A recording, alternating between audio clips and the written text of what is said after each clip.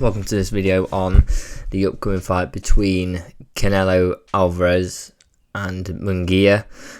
Obviously coming up very soon, I believe it's the 4th of May, so coming up this next Saturday, so basically a week's time. So I just wanted to give my thoughts on the fight, what I think is going to happen, and yeah, so getting into it, obviously Canelo being the person with the most experience out of the two, coming in there against obviously some of the best in the world. Munguia is obviously doing very well with his record, obviously not defeated yet at 43 wins as well, beating John Ryder last time out.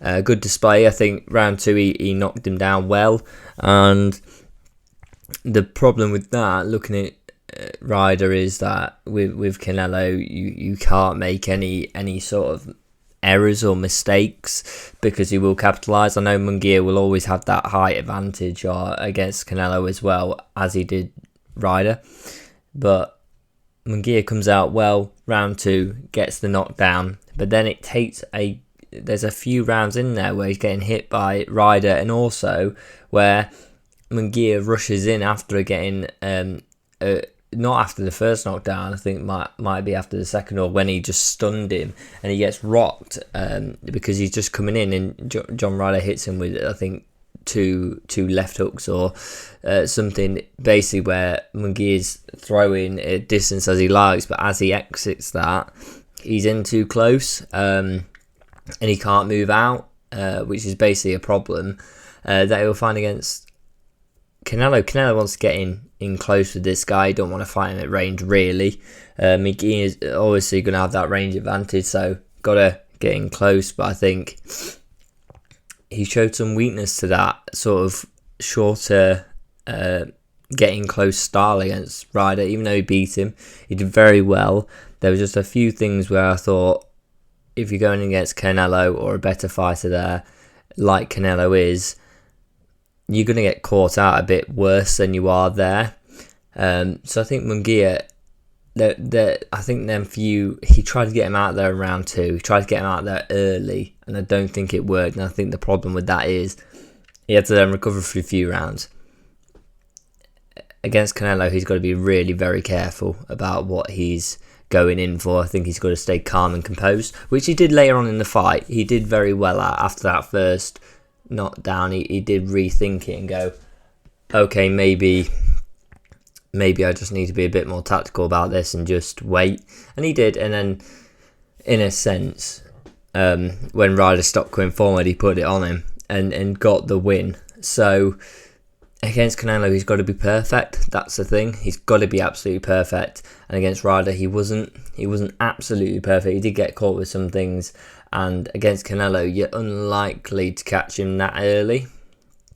And also, if you try and put it on him, if you do catch him, say in round 2, your gas tank ain't recovering, because Canelo will set a pace on you and push you and not make it easy for you to just keep the pace you want to keep, wherever that is. Either that's, Ryder did challenge him in them rounds when he started taking sort of a slower pace and a break, but not as much as what Canelo will do. Canelo will really push that, will catch him with things which will get him off balance, get him rethinking stuff and having to move more, and having just to think more. And I think that's a problem, because if you're getting a problem where you're taking a few rounds off against John Ryder, you're not going to be able to against Canelo.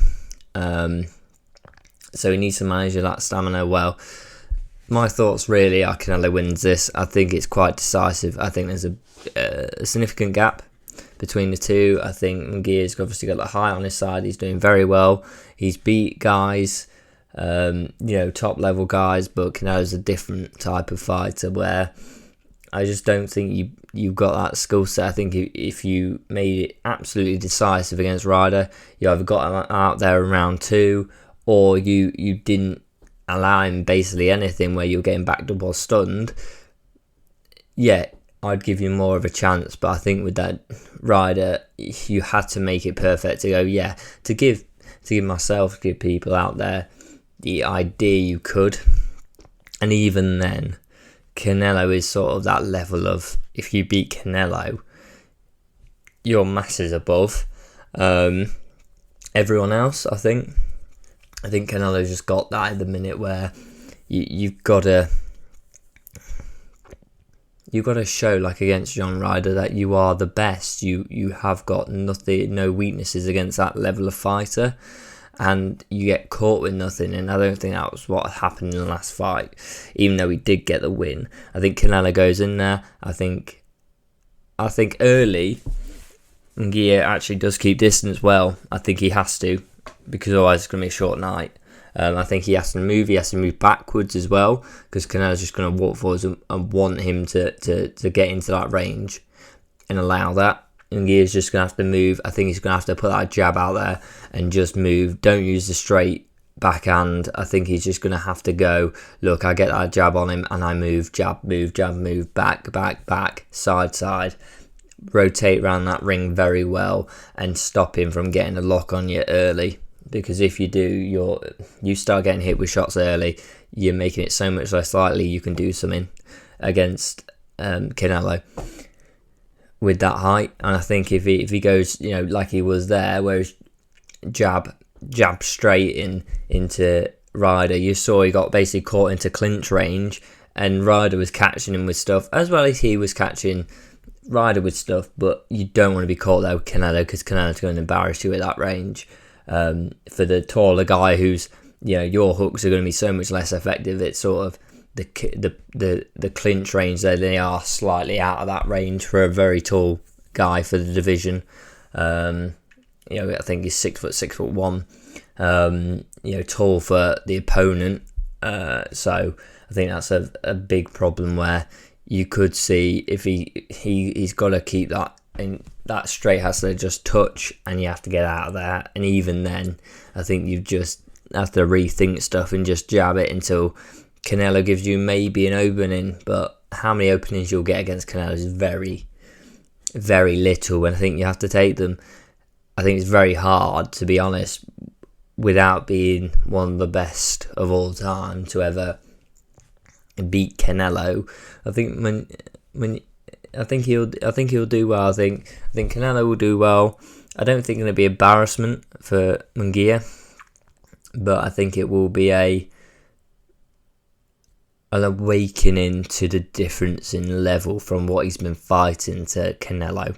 I think that's the big thing. It will be a big, rude awakening, and he'll come back better for it. Sort of like Canelo did after he fought Floyd. You come back and go, there is a massive, and I don't know how much you see this in MMA or even other divisions of some divisions of boxing, but they're in that division where you got Canelo there. You have a massive gap. There is a massive gap, and it's same with Floyd Mayweather when he was at the top of his division. There was a massive gap from even the second guy. So yeah, that's my thoughts. I think Canelo gets it done. I think he gets it done by within the time. I think he gets a KO TKO, gets it done within the time. I think Munguia comes back better than ever after this. Actually, I think he does. I think he learns. I think he does well, and he may come back in future against Canelo. I wouldn't like to see a rematch straight away.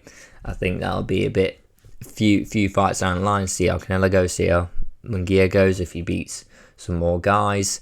But please let me know what you're thinking down below, and like and subscribe, and I'll see you next time.